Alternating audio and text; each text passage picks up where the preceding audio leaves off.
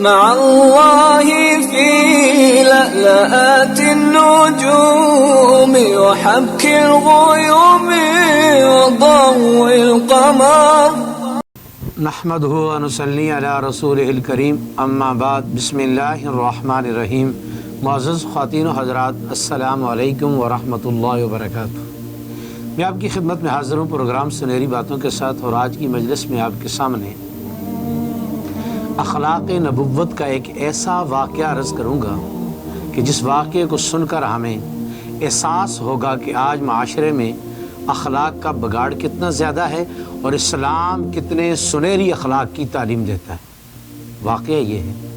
نبی کریم صلی اللہ علیہ وسلم فتح مکہ والے دن جب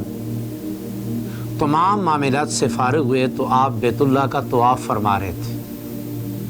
اس دوران فضالہ بن عمیر رضی اللہ تعالی عنہ نبی کریم صلی اللہ علیہ وسلم پر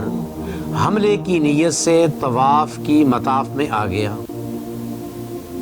اس کی پوری تیاری، مکمل طور پر اس کا ارادہ،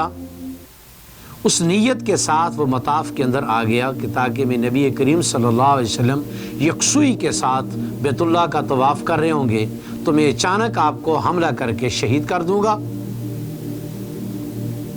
نبی کریم صلی اللہ علیہ وسلم نے اس کو جب آتے ہوئے دیکھا تو فرمایا، فضالہ کس ارادے سے آئے ہو؟ فضالہ رضی اللہ تعالیٰ عنہ جب بھی مسلمان نہیں تھے جواب دیا کہ جی میرا کوئی ارادہ نہیں، میں تو طواف کرنا چاہتا ہوں۔ فرمایا اچھا۔ نبی کریم صلی اللہ علیہ وسلم نے اس کو اپنے قریب بلایا اور بلا کر اس کے سینے پر اپنا نبوت والا ہاتھ پھیر دیا۔ حضرت فضالہ رضی اللہ تعالیٰ عنہ جو چند لمحے پہلے رسول اللہ صلی اللہ علیہ وسلم کو شہید کرنے کی نیت سے مطاف میں آئے تھے، صرف آپ سرکار کے ایک بول کی برکت سے اور آپ سرکار کے صرف سینے پہ ہاتھ پھیرنے کی برکت سے فضالہ کا سارا کفر سینے سے نکل کر ایمان کا نور ان کے سینے میں داخل ہو گیا،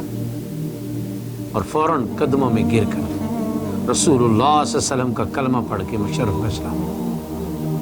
اور اس کے بعد نبی کریم صلی اللہ علیہ وسلم کے فوراً معافی مانگی، اپنے ارادے کا بتایا کہ میں اس ارادے سے آیا تھا، اور اس کے بعد اللہ کی شان کہ کفر کی تمام بری خصلتیں نکل کر اسلام کی ساری خوبیاں حضرت فضالہ رضی اللہ تعالیٰ عنہ کے سینے میں اللہ نے جمع فرما دی۔ ابھی طواف سے فارغ ہو کر گھر جا ہی رہے تھے کہ راستے میں ایک خاتون کے جس کے ساتھ فضالہ رضی اللہ تعالیٰ عنہ کے دور جاہلیت کے گہرے تعلقات تھے، وہ راستے میں کھڑی انتظار کر رہی تھی۔ جب گزرے تو اس نے پوچھا تو فضالہ رضی اللہ تعالیٰ نے جواب دیا، اب تیری طرف توجہ نہیں کروں گا، اب میرے دل کی ساری توجہ خالق حقیقی کی طرف ہو چکی ہے، اور اس کا انکار کر کے آگے بڑھے اور اشعار کے اندر اس عورت کو جواب دیا۔ اب یہاں جو بات سمجھنے کی ہے کہ نبی کریم صلی اللہ علیہ وسلم کو یہ بات منکشف ہو چکی تھی کہ فضالہ رضی اللہ تعالیٰ عنہ ان کو شہید کرنے کی نیت سے آ رہے ہیں، لیکن جب آپ نے پوچھا کہ کس نیت سے آئے ہو تو انہوں نے کہا جی میری کوئی ایسی نیت نہیں ہے، میں تو طواف کرنے کے لیے آیا ہوں۔ آپ نے اس کو شرمندہ نہیں کیا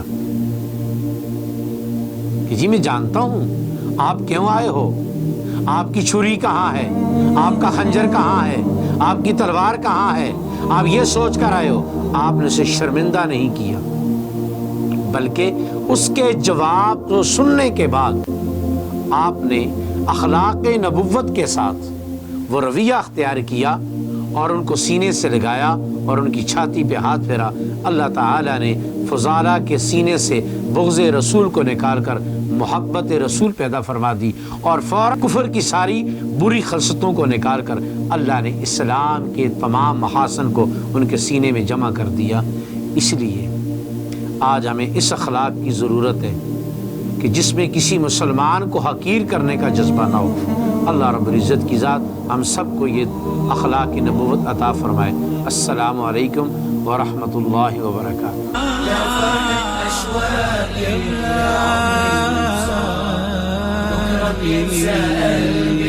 كل أيام الصلاة